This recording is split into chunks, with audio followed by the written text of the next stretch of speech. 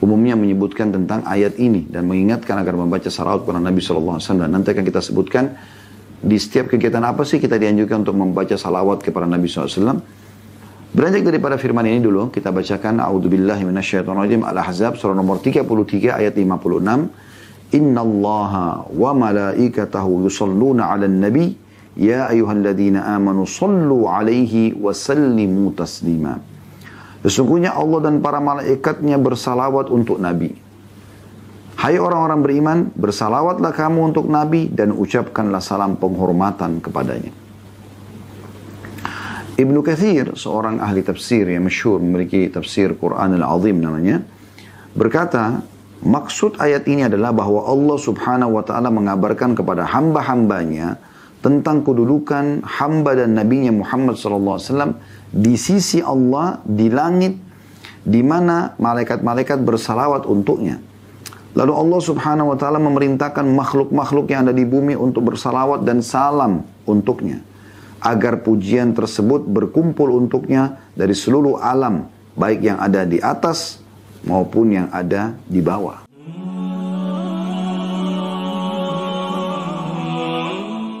Saudaraku seiman, kita akan membahas pada kesempatan ini bedah buku 80 Langkah Cerdas Agar Selamat dari Siksa Neraka yang ditulis oleh Syekh Mahmud Al-Misri, dan kita sudah menyelesaikan pada pertemuan yang lalu poin ketujuh atau langkah ketujuh, yaitu memperbanyak istighfar dan taubat kepada Allah Subhanahu wa Ta'ala.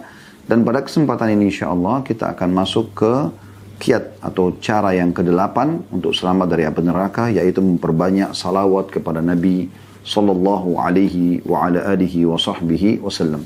Nanti akan panjang lebar kita jelaskan insyaallah, namun saya akan bacakan dulu apa yang ditulis oleh penulis di sini. Beliau mengangkat sebuah hadis ya yang mulia, yaitu hadis yang diriwayatkan oleh Tirmidzi dan dihasankan oleh Syekh Albani dalam Sunan Tirmidzi atau Sahih Sunan Tirmidzi nomor 1999.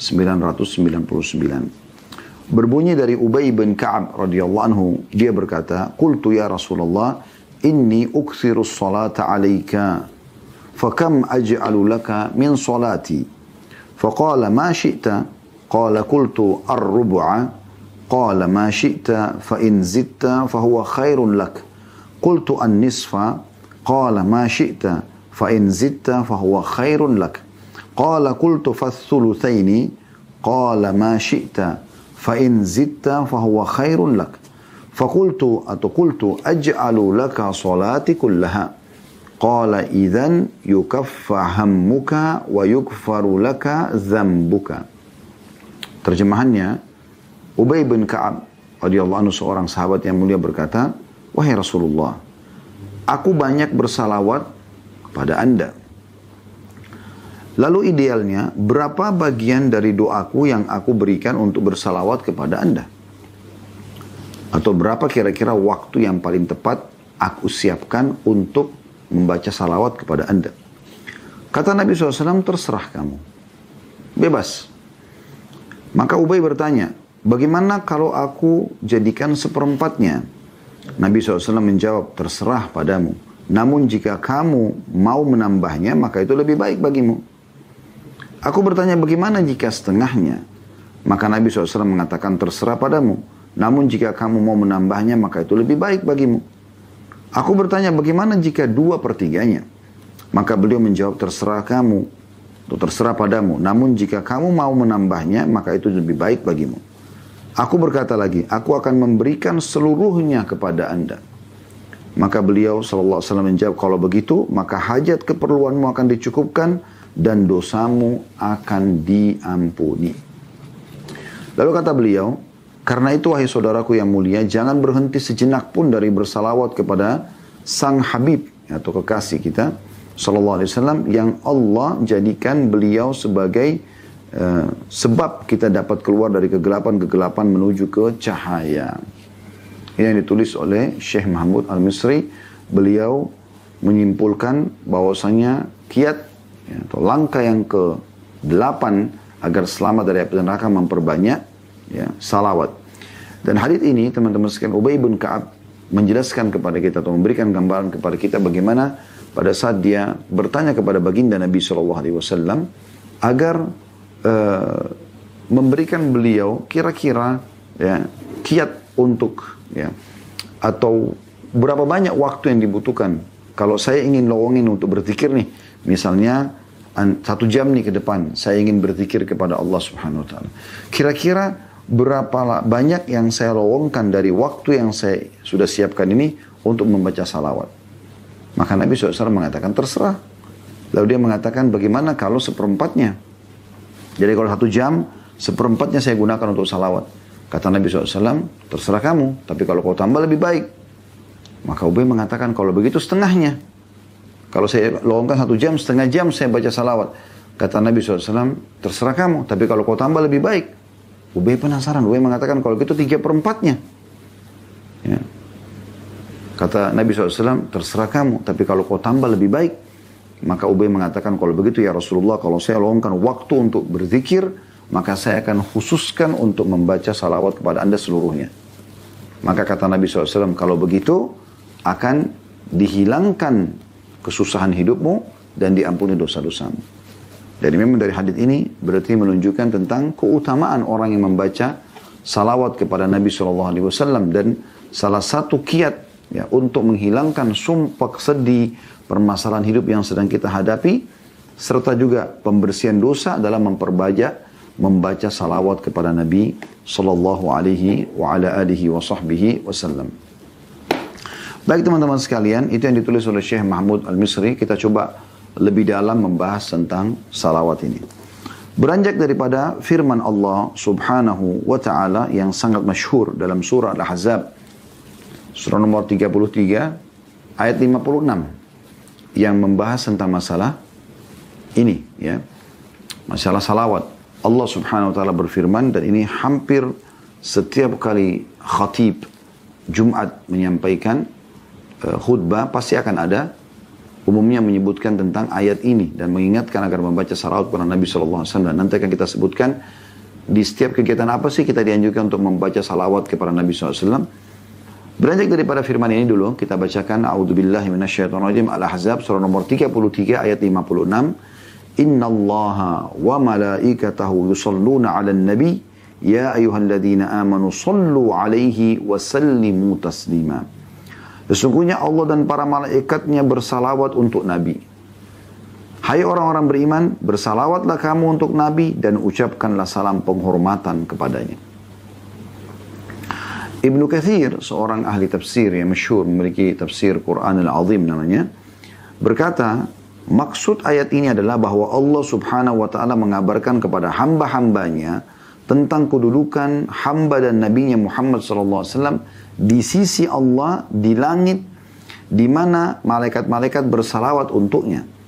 Lalu Allah subhanahu wa ta'ala memerintahkan makhluk-makhluk yang ada di bumi untuk bersalawat dan salam untuknya, agar pujian tersebut berkumpul untuknya dari seluruh alam, baik yang ada di atas maupun yang ada di bawah.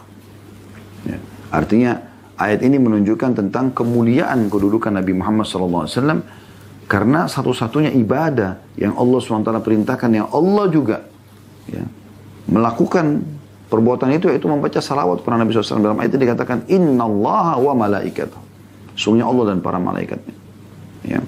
Kemudian juga Allah perintahkan para malaikat untuk mengucapkan salam hormat ini. Jumlah mereka miliaran di langit sana. Kata Nabi SAW dalam sebuah hadis yang sahih, langit itu mengeluarkan suara karena ada beban yang berat. Karena tidak ada tempat di langit sana ukuran 4 jari manusia, 4 jari, kecuali ada malaikat yang sedang ruku dan sujud. Jumlah mereka sangat banyak. Langit yang begitu luas yang anda lihat di atas kepala anda ini dikenal dengan sama'id dunia, atau langitnya dunia. Masih ada 6 lapis langit lagi di atasnya. Allah subhanahu wa ta'ala menjelaskan dalam surah Al-Mulk, A'udzubillahi minasyaitonirrajim, di ayat 3-nya, Alladzi khalaqa sab'a samawatin tibaqa. Allah menciptakan 7 lapis langit tibaq, bersusun. Dalam surah Naba Allah mengatakan sab'an shidada, 7 lapis langit yang sangat kokoh, gitu kan. Maka, dan banyak ayat Al-Quran yang menjelaskan, Allah menyebutkan sab'a samawat, 7 lapis langit. Nah, langit yang anda lihat adalah langit pertama. Langit pertama. Di atasnya ada langit lagi 6. Dan setiap langit yang di atas itu jauh lebih besar daripada langit yang di bawahnya. Dalam sebuah riwayat dijelaskan bahkan ibarat seperti cincin dibuang di padang pasir. Artinya, bumi ini dibandingkan langit pertama, seperti cincin dibuang di padang pasir. Langit pertama sama bumi digabung, dibanding langit kedua seperti cincin dibuang di padang pasir. Langit ketiga, langit kedua, satu dan bumi digabung seperti cincin dibuang di padang pasir. Sampai langit ketujuh. Bagaimana luasnya langit-langit ini? Dan dipenuhi oleh para malaikat, semuanya itu bersalawat kepada Nabi SAW. Bagaimana orang-orang beriman tidak tersentuh pada saat membaca ayat seperti ini? Sebelum para malaikat, Allah Azza wa Jalla, Allah yang maha mulia dan maha tinggi juga mengucapkan. Allah saja sendiri sudah cukup. Ini Allah perintahkan seluruh malaikat-malaikatnya. Ya. Anda lihat ayat tadi, Inna Allah wa malaikatahu, malaikat jamak daripada malak, dari seluruh malaikat. Semuanya. Lalu kemudian setelah penghuni langit semuanya Allah suruh salawat kepada Nabi SAW, Allah perintahkan juga, Ya ayyuhalladzina amanu, hai orang beriman, ya. Sallu alaihi wasallimu taslima. Ucapkanlah salam kepadanya. Karena perbuatan ini Allah dan malaikat yang mengucapkan salam, maka kalian pun ucapkan salam. Ibnu Qayyim rahimahullah berkata dalam buku Jala'ul Afham, membahas tentang makna ayat ini, surah Al-Ahzab, surah nomor 33 ayat 56. Kata beliau, bahwa jika Allah dan malaikat-malaikatnya bersalawat untuk Rasulnya, maka hendaklah kalian juga bersalawat dan salam untuknya. Karena kalian telah mendapatkan berkah risalah dari usahanya. Seperti kemuliaan, ya, karena kalian mendapatkan berkah risalah dan usahanya, seperti kemuliaan di dunia dan di akhirat. Itu akan membawa pada kemuliaan dunia dan akhirat.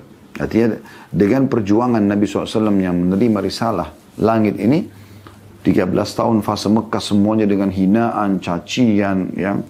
Puncaknya diusir dari kampung halamannya, Mekah, dan 10 tahun fase Madinah semuanya dengan, ya, perjuangan, peperangan, ya. Suka dukanya menang, kalah gitu kan. Sampai akhirnya, sampailah agama ini kepada kita semua. Maka kita harus berterima kasih pada beliau SAW. Ya. Sementara pemahaman tentang makna salawat sendiri itu banyak dijelaskan oleh para ulama. Namun yang menarik adalah apa yang disampaikan oleh Abu Aliyah rahimahullah. Beliau mengatakan, sesungguhnya salawat dari Allah itu adalah berupa pujian bagi orang yang bersalawat untuk beliau di sisi malaikat-malaikat yang dekat. Imam Bukhari meriwayatkan dalam sahihnya dengan komentar yang kuat, dan ini mengkhususkan dari rahmat Allah yang bersifat umum. Ya. Artinya Allah pun, ya, mengucapkan salawat ini, artinya Allah memuji nabinya. Allah memuji nabinya. Sementara salam artinya keselamatan dari segala kekurangan dan bahaya. Kita seperti mendoakan Nabi SAW agar selalu seperti itu. Dan memang Allah memberikan beliau kemuliaan itu tentunya. Sementara hukum salawat sendiri, ya, bisa kita katakan umumnya ulama, ya, seperti misalnya dalam madhab Hambali, ya, madhab Imam Ahmad, dianggap bahwasanya salawat itu dalam tasyahud akhir termasuk rukun-rukun sholat. Artinya kalau tidak dibaca batal sholatnya, saking tingginya kedudukan salawat. Al-Qadi Abu Bakar bin Bakir berkata, Allah subhanahu wa ta'ala telah mewajibkan makhluknya untuk bersalawat dan salam untuk nabinya, dan tidak menjadikan itu dalam waktu tertentu saja. Jadi yang wajib adalah hendaklah seseorang memperbanyak salawat dan salam untuk beliau dan tidak melalaikannya. Jadi selain memang dijelaskan bahwasanya dalam madhab Hambali, salawat di tahiyat terakhir itu, atau di tahiyat umumnya, adalah wajib, rukun daripada rukun sholat. Tidak dibaca berarti batal sholatnya gitu, saking tingginya kedudukan itu. Lalu kemudian dikuatkan lagi dengan pendapat tadi Al-Qadi Abu Bakar bin Bakir. Beliau mengatakan bahwasanya salawat justru bukan hanya di sholat, bahkan lebih luas daripada itu. Setiap kali mendengar namanya dan setiap kali ada kesempatan, maka membaca salawat bagian daripada anjuran, ya, dan kewajiban. Waktu-waktu yang dianjurkan untuk membaca salawat kepada Nabi SAW, yang pertama sebelum berdoa. Sebelum berdoa. Jadi Anda anjurannya pada saat lagi mau berdoa, baca dulu puji Allah subhanahu wa ta'ala. Misalnya minimal Anda mengatakan Alhamdulillah. Kalau Anda bisa puji Allah lebih banyak lagi, bagus. Gitu kan? Kemudian setelah itu Anda baca salawat kepada Nabi Sallallahu Alaihi Wasallam. Dari Fadhalah bin Abid radhiyallahu anhu, beliau berkata, Rasulullah SAW mendengar seorang laki-laki berdoa dalam sholatnya, tapi tidak bersalawat untuk Nabi SAW, maka beliau bersabda, orang ini tergesa-gesa. Lalu beliau memanggil orang tersebut dan bersabda kepadanya dan kepada orang lain, idza shalla ahadukum falyabda bitahmidillahi wassana'i alaihi, thumma yusalli ala nabi, thumma liyad'u ba'du bima sya'. Bila salah seorang dari kalian berdoa, makna sholat sini berdoa ya, maka hendaklah yang memulainya dengan pujian dan sanjungan kepada Allah. Tadi saya bilang minimal Alhamdulillah. Anda boleh puji Allah lebih banyak daripada itu. Kemudian dia membaca salawat untuk Nabi. Kemudian setelah itu dia boleh berdoa apa saja. Diriwayatkan oleh Abu Dawud, Tirmidzi, Ahmad dan Al-Hakim. Dari hadis ini kita ambil pelajaran bahwasanya Nabi SAW menegur sahabat yang tiba-tiba langsung berdoa. Maka Nabi SAW bilang, sebelum kau sampaikan hajatmu, mulailah dengan puji Allah dan salawat kepada Nabi SAW. Walaupun di sini ada penjelasan juga para ulama, kalau doa-doa itu sudah ditentukan waktunya, ya, tempatnya, misalnya orang doa masuk kamar mandi, doa keluar kamar mandi misalnya, ya. Atau misalnya doa menggunakan pakaian, melepas pakaian, ya, keluar rumah, masuk rumah, ini sudah ada penentuannya. Maka tanpa memulai dengan pujian Allah dan salawat pun tidak ada masalah.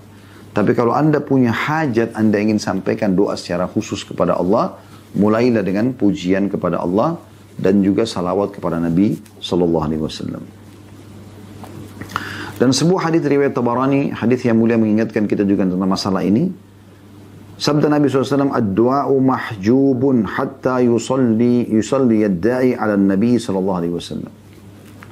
Doa itu akan terhalangi, tidak diterima sama Allah, hingga orang tersebut yang berdoa membaca salawat untuk Nabi SAW.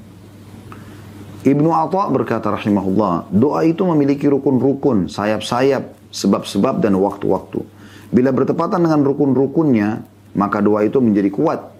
Bila sesuai dengan sayap-sayapnya, maka ia akan terbang ke langit. Bila sesuai dengan waktu-waktunya, maka ia akan beruntung. Dan bila bertepatan dengan sebab-sebabnya, maka ia akan berhasil. Adapun rukun-rukunnya adalah menghadirkan hati. Ya. Harus berdoa dalam kondisi hatinya hadir. Karena kata Nabi SAW, Udu'u rabbakum muqinuna bil ijabah. Berdoalah kalian kepada Tuhan kalian dalam kondisi kalian penuh keyakinan akan diijabah. Fa inna Allah la yaqbalu du'a min qalbin ghafil. Karena Allah tidak akan menerima doa dari hati yang lalai. Jadi harus menghadirkan hati. Kemudian perasaan tunduk, merasa butuh kepada Allah. Ya. Kemudian tenang, ketenangan. Ya. Dan ketergantungan hati, ketenangan, kehusyuan, ketergantungan hati. Rukun-rukunnya kata beliau adalah itu. Menghadirkan hati, perasaan tunduk, ketenangan, kehusyuan, ketergantungan hati kepada Allah. Sementara sayap-sayapnya yang membawa terbang ke langit adalah jujur, waktu-waktunya ya, adalah jujur. Sementara waktu-waktunya adalah di saat sahur, dan sebab-sebabnya adalah salawat kepada Nabi SAW. Ini cara memahami bagaimana supaya doa itu diijabah kepada Allah atau oleh Allah Subhanahu Wa Taala. Jadi Ibnu Atha sekali lagi mengatakan doa-doa itu memiliki rukun-rukun, ya, sayap-sayap, sebab-sebab dan waktu-waktu. 4 hal ini. Bila bertepatan dengan rukun-rukunnya maka doa itu akan menjadi kuat. Jika sesuai dengan sayap-sayapnya maka ia akan terbang ke langit. Bila sesuai dengan waktu-waktunya, maka ia akan beruntung. Dan bila bertepatan dengan sebab-sebabnya, maka ia akan berhasil. Lalu beliau rincikan, adapun rukun-rukunnya adalah menghadirkan hati, perasaan tunduk, ketenangan, kehusyuan, ketergantungan kepada Allah. Sementara sayap-sayapnya, tadi kan untuk kokoh punya rukun-rukun. Sayap-sayapnya supaya bisa terbang ke langit adalah jujur. Bukan karena ingin dipuji oleh orang, memang jujur ingin beribadah kepada Allah Subhanahu wa taala. Waktu-waktunya yang paling mustajab adalah sepertiga malam di waktu sahur ya. Dan sebab-sebabnya agar diterima oleh Allah membaca salawat kepada Nabi sallallahu alaihi wa ala alihi wa sahbihi wasallam. Ini yang pertama, anjuran untuk membaca salawat sebelum berdoa. Ya, sebelum Anda sampaikan hajat Anda. Yang kedua, ketika tersebutkan nama beliau sallallahu alaihi wasallam, ini sangat ditekankan untuk mengucapkan. Kayak kita bilang Nabi sallallahu alaihi wasallam. Maka kita selalu kata Nabi bersabda sallallahu alaihi wasallam selalu. Ya, pernah dalam satu majlis ditanya di Masjid Nabawi oleh seseorang kepada syekh pemateri di situ, apakah kami harus mengucapkan dalam majlis seperti ini setiap kali mendengar kata Nabi sallallahu alaihi wasallam atau Nabi disebutkan kita membacakan salawat atau cukup satu kali saja? Maka kata syekhnya, jawab setiap kali disebutkan nama beliau.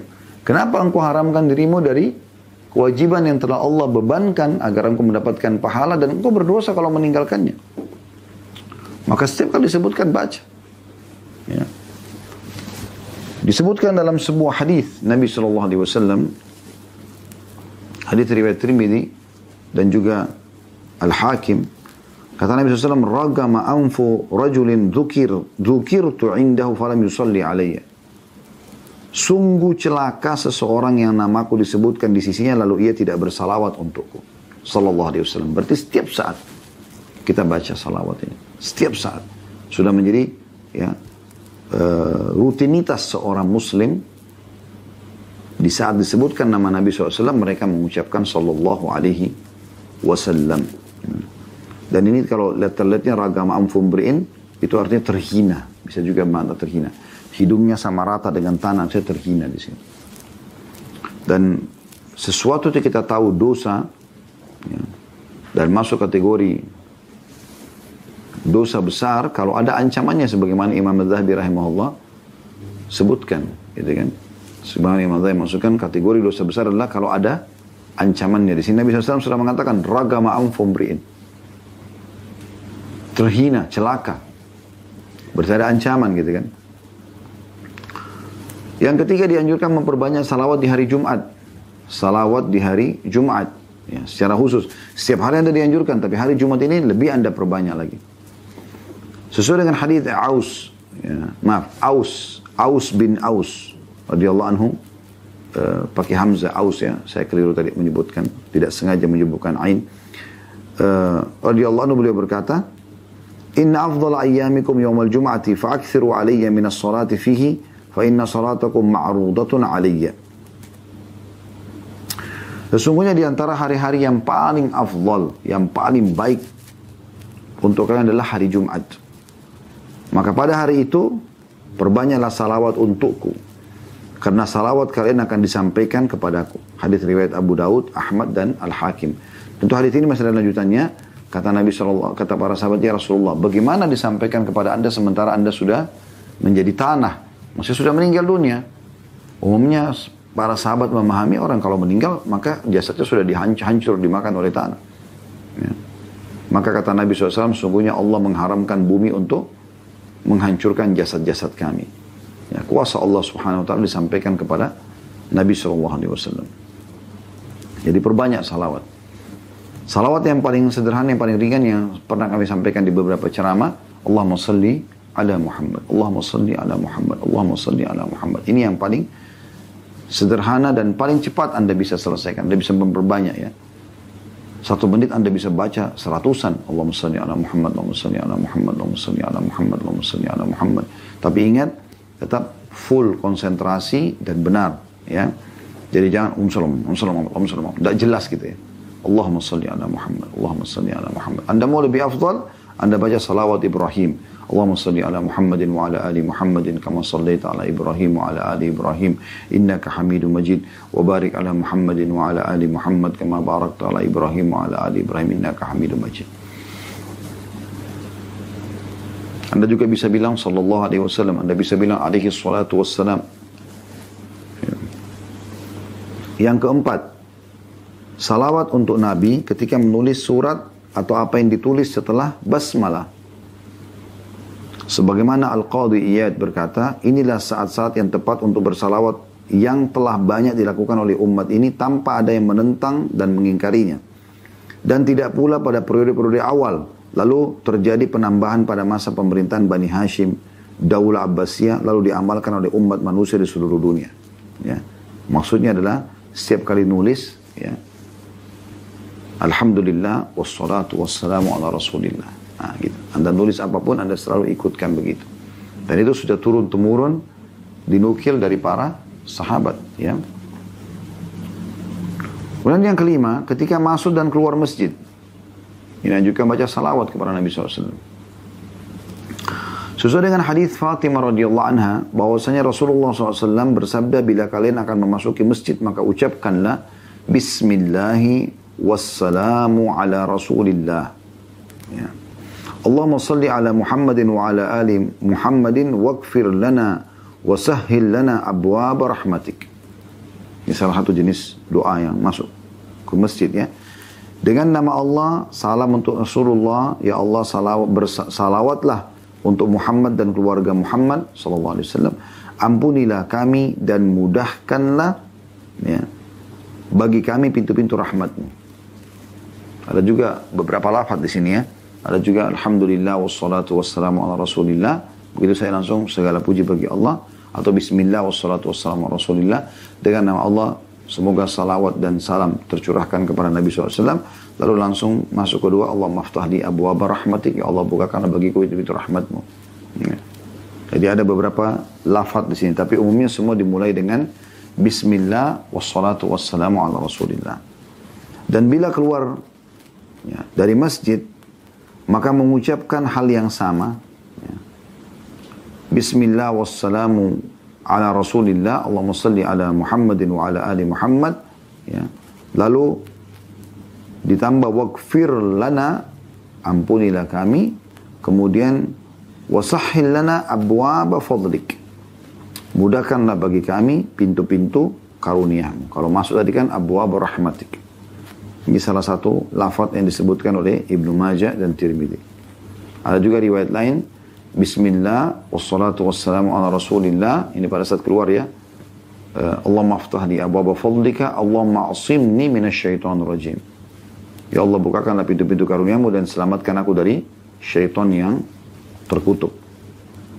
Disebutkan oleh para ulama tentang masalah jenis-jenis salawat yang paling afdal.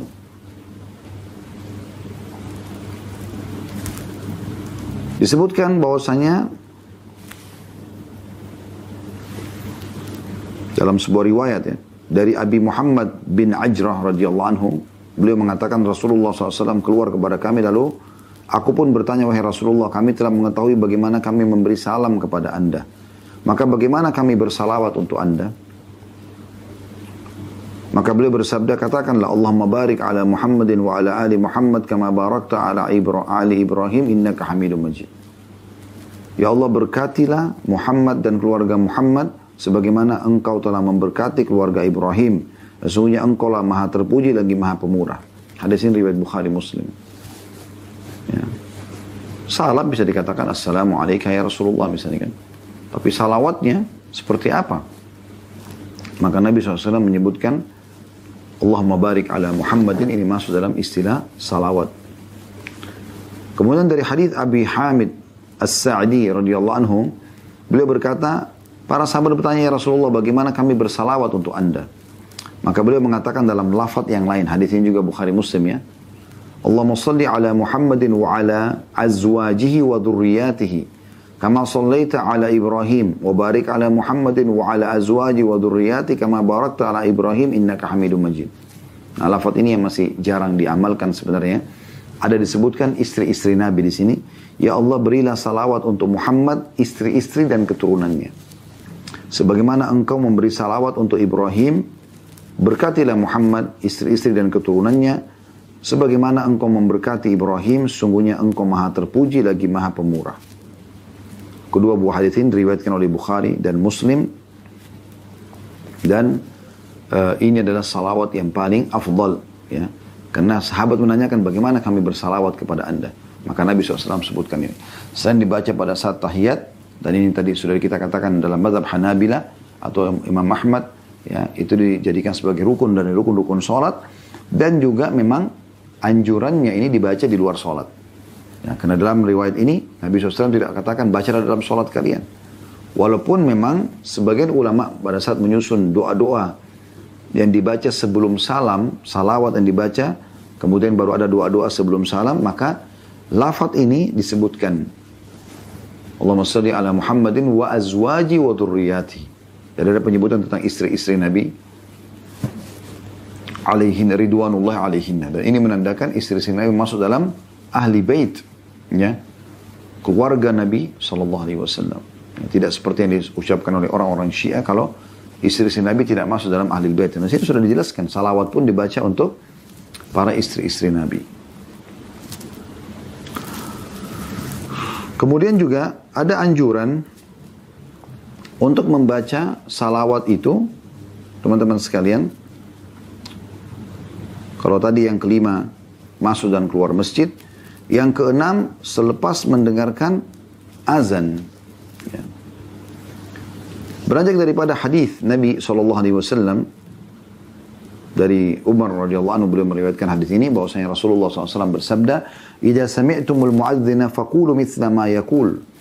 Kalau kalian dengarkan muadzin sedang mengucapkan Allahu Akbar, Allahu Akbar, kalian ucapkan yang sama. Ya.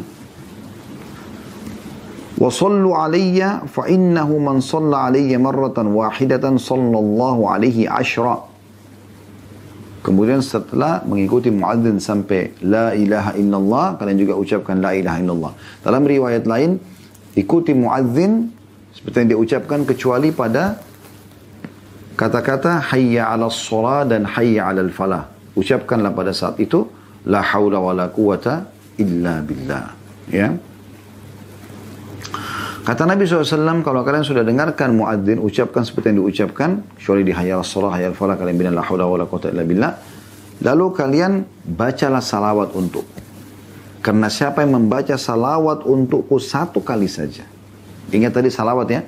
Allahumma salli ala Muhammadin wa ala ali Muhammadin kama sallaita ala Ibrahim wa ala ali Ibrahim innaka Hamidum Majid, ya, seperti biasa Anda baca di tahiyat. Atau Allahumma salli ala Muhammadin, ya, wa ala ali Muhammadin kama sallaita ala ali Ibrahim. Tidak disebutkan lagi Ibrahim tapi langsung ali Ibrahim innaka Hamidum Majid. Wa barik ala Muhammadin wa ala ali Muhammadin kama barakta ala ali Ibrahim innaka Hamidum Majid. Atau lafaz tadi yang terakhir kita sebutkan, Allahumma salli ala Muhammadin wa azwajihi wa dhurriyyatihi kama sallaita ala ali Ibrahim innaka Hamidum Majid wa barik ala Muhammadin wa azwaji wa dhurriyyati kama barakta ala ali Ibrahim innaka Hamidum Majid. Ya. Kita baca itu setelah mengikuti muadzin, ya. Dan Anda tahu antara azan dan iqamah diijabah doa. Tapi sebelum Anda berdoa, maka Anda membaca dulu salawat kepada Nabi SAW. Kata beliau, siapa yang membaca salawat kepada aku satu kali, fa inna man shalla alayya marratan wahida sallallahu alaihi ashra. Karena Allah akan mengucapkan salam kepadanya, Allah akan memberikan kepada dia rahmat, memenuhi kebutuhannya 10 kali.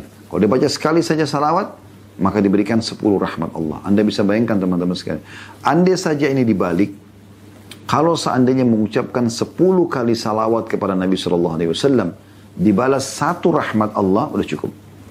Bagaimana dengan baca 1 kali salawat 10 rahmat? Sementara rahmat Allah wasi'at kulla syai', meliputi segala sesuatunya.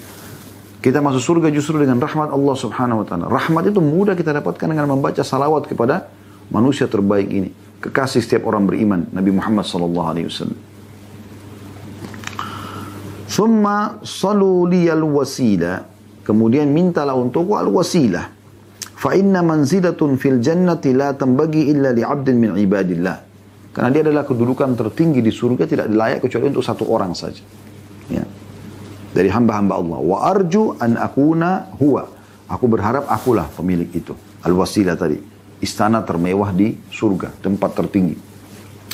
Faman sa'ala liyal wasilah tahallat alaihi syafa'ah. Dan siapa yang memohon untukku al-wasilah, tadi tempat tertinggi di surga hanya dimiliki nanti untuk satu orang saja, maka dia akan mendapatkan syafaat atau pertolongan Nabi SAW agar masuk ke dalam surga. Hadis ini diriwayatkan oleh Imam Muslim. Kemudian yang ketujuh, anjuran untuk membaca di pagi hari dan sore hari. Minimal 10 kali. Sebagaimana hadis diriwayatkan oleh Tabarani, kata Nabi SAW, Man shalla alayya hina yusbihu ashran, wa hina yumsi ashran, adrakathu syafa'ati. Barang siapa yang bersalawat untukku di waktu pagi 10 kali, dan di waktu sore 10 kali, maka ia berhak mendapatkan syafaatku. Ini yang ketujuh. Yaitu membaca 10 kali di pagi, 10 kali di sore. Masukkan dalam zikir pagi petang Anda. Gitu kan? Yang kedelapan, anjuran untuk membaca kapan saja ada kesempatan. Memperbanyak, menjadikannya sebagai zikir. Beranjak daripada hadis Nabi SAW tadi, potongan hadis yang sama di atas tadi ya. Hadis riwayat Muslim, Man shalla alayya wahidan sallallahu alaihi biha asyara.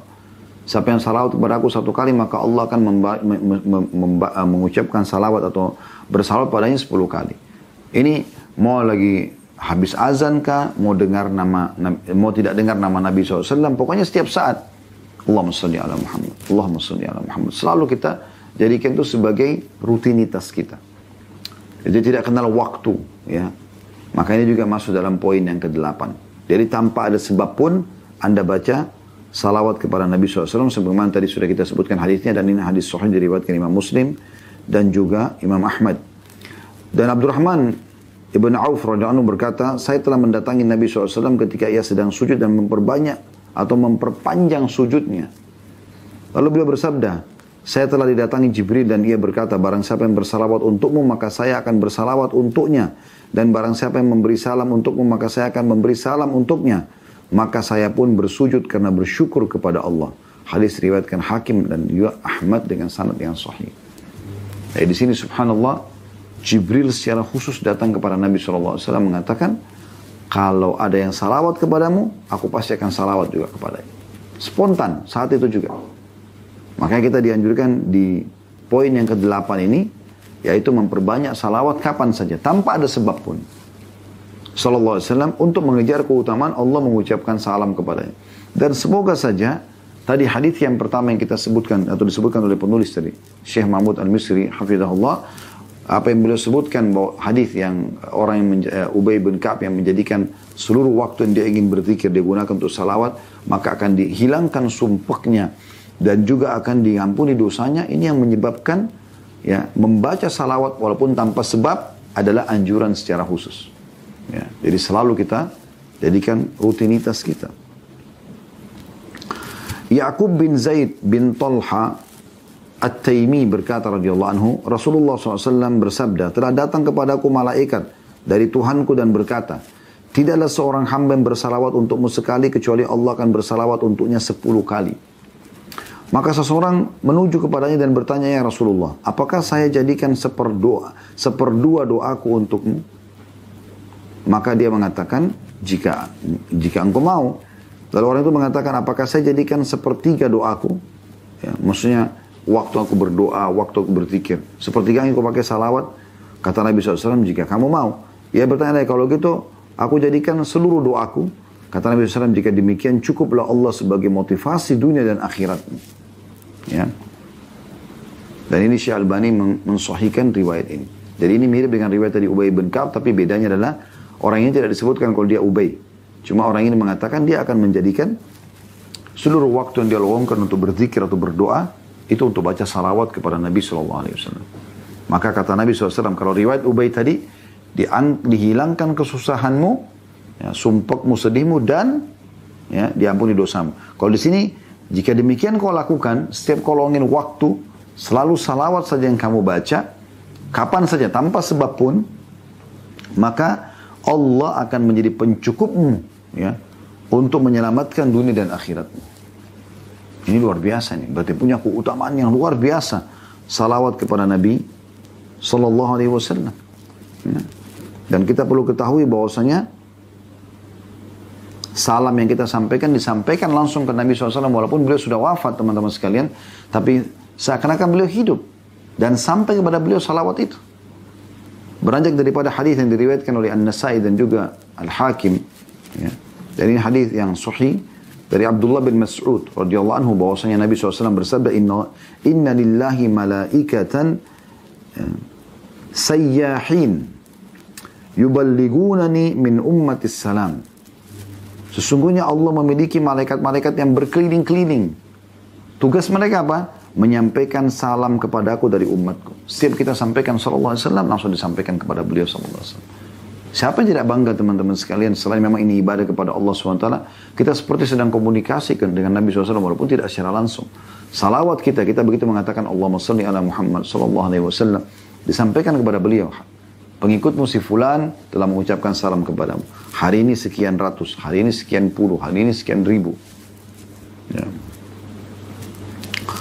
Dan Nabi SAW juga mengatakan dalam hadis riwayat Bukhari, An-Nasai, riwayat Hakim, ya, dan Ahmad, kata Nabi SAW, barang siapa yang bersalawat untukku sekali, maka Allah akan bersalawat untuknya 10 kali.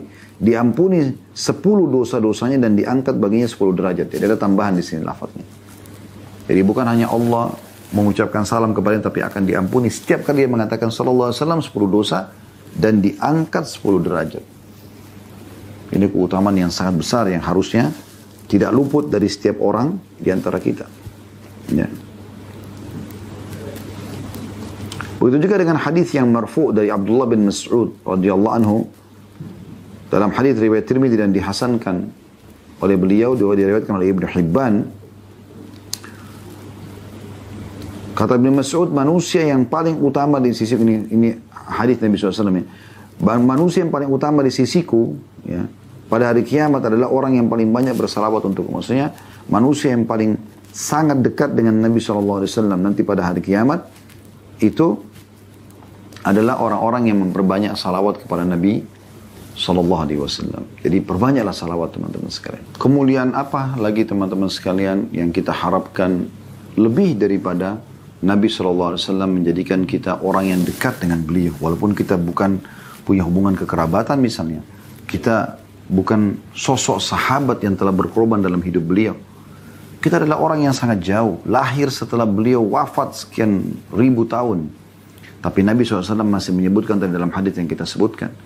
Orang yang paling dekat nanti majlisnya denganku pada hari kiamat adalah orang yang paling banyak membaca salawat kepada aku. Jadi kita masih bisa mendapatkan kemuliaan itu dengan cara sering saja lidah kita mengucapkan sallallahu alaihi wasallam, alaihi salatu wassalam, Allahumma salli ala Muhammadin wa ala ali Muhammad, dan seterusnya. Sementara teman-teman sekalian, sebelum kita buka pertanyaan, saya akan coba masuk ke poin penting. Ada celaan justru bagi orang yang tidak mau baca salawat. Selain memang dia berdosa, ada celaan-celaannya ya. Seperti hadis Nabi SAW yang diriwayatkan oleh Tirmidzi dan Al-Bazzar. Ya, dari hadis Abu Hurairah radhiyallahu anhu, beliau berkata Rasulullah SAW bersabda, celakalah seseorang yang jika namaku disebutkan di sisinya, ia tidak bersalawat untuk. Celakalah seseorang yang memasuki bulan Ramadan, kemudian keluar sebelum ia diampuni. Dan celakalah seseorang, kedua orang tuanya telah tua, tapi keduanya tidak memasukkannya ke dalam surga. Ya. Jadi artinya di sini, pernah Nabi SAW dalam hadis ya, beliau mengatakan amin, amin, amin 3 kali. Lalu kata para sahabat, ya Rasulullah, kenapa anda mengatakan amin? Ada apa? Kata Nabi SAW, tadi telah datang Jibril kepadaku lalu mengatakan kepadaku, celakalah seseorang yang disebutkan namamu, ya, yang dia tidak membaca salawat kepadamu. Maka aku mengatakan amin. Lalu kemudian Jibril mengatakan, celakalah orang yang mendapati Ramadan, kemudian Ramadan itu pergi, sementara dia belum diampuni. Kalau Ramadan aja bulan yang mulia tidak bisa dia menjadi orang baik, lalu kapan dia menjadi orang baik? Dan celakalah orang yang mendapatkan kedua orang tuanya, ya, masih hidup, sebenarnya dia masih bisa berbakti, tapi tidak memasukkannya ke dalam surga. Padahal tinggal pelayanan, tinggal patuh, memenuhi kebutuhan, ya, bersabar atas uji-ujian yang datang dari mereka, maka akan masuk ke dalam surga. Tapi saksi bahasan kita adalah ancaman di sini. Celaka berarti menandakan tidak baca salawat kepada Nabi SAW adalah dosa besar. Celaka di sini ada ancamannya. Kemudian dari hadis Ali bin Abi Thalib radhiyallahu anhu dalam hadis ya, yang juga disahihkan oleh An-Nasai, Tirmidzi dan At-Tabarani. Kata Nabi SAW, al-bakhilu kullal bukhl. Ya. al-bakhilu kullal bukhli alladhi dzukirtu indahu falam yusalli alayya. Orang yang paling pelit ya, adalah seseorang yang jika namaku disebutkan ia tidak bersalawat kepadaku sallallahu alaihi wasallam. Ini orang yang paling pelit. Dengar kata Nabi disebutkan, Nabi Muhammad, dia diam aja. Akhi dan ukhti, bilang sallallahu alaihi wasallam. Sallallahu alaihi wa ala alihi wa sahbihi wa sallam. Sallallahu alaihi wa azwaji wa dhurriyatihi. Ya. Ucapkan salam. Alaihi salatu wassalam. Dan anda tahu, bakhil ini, pelit ini teman-teman, masuk dalam kategori dosa besar. Pelit itu adalah masuk dalam kategori dosa besar. Anda bisa baca dalam kitab dosa besarnya Imam Az-Zahabi, ya. Kemudian Muhammad At-Tamimi dalam buku beliau Al-Kabair juga. Kemudian juga ada buku sebagian besar ulama yang nulis dosa-dosa besar, mereka masukkan bakhil itu salah satu dari kategori dosa besar. Ya. Karena banyak dalil yang mengancam tentang orang yang bakhil, gitu kan. Di antaranya hadis Bukhari Muslim yang kata Nabi SAW, ya, lapangkanlah rezeki orang yang bersedekah di pagi hari, ya. Kemudian hancurkan dan binasakanlah orang yang bakhil. Kata Ibnu Hajar, hancurkan hartanya dan hancurkan jiwanya. Itu orang bakhil. Jadi ada ancamannya gitu. Tapi Nabi SAW mengatakan, al-bakhilu kullal bukhl. Puncak daripada kebakhilan itu justru, alladhi dzukirtu indahu falam yusalli alaiya. Yang dia dengar nama aku disebutkan depannya tapi tidak mau salawat kepadaku sallallahu alaihi wasallam. Kemudian hadis Ibnu Abbas radhiyallahu anhu disahihkan oleh Syekh Albani hadis ini.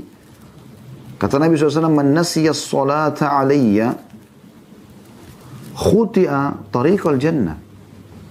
Barang siapa yang lupa mengucapkan salawat untukku maka ia telah menyalahi jalan surga. Bukan karena dia lupa, ya.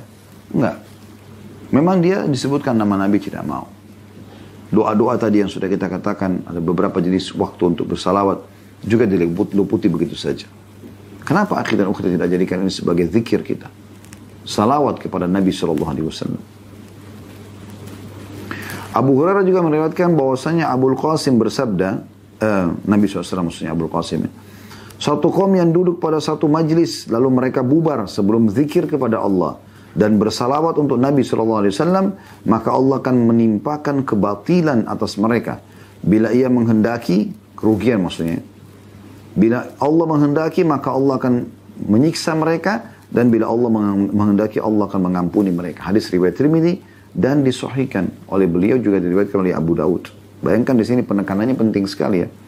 Artinya, kalau ada orang duduk dalam satu majelis, duduk apapun, keluarga kah, sama teman-teman kah, tidak pernah, ya, dalam majelis itu menyebut nama Allah sekalipun, tidak membaca salawat kepada Nabi SAW sekalipun.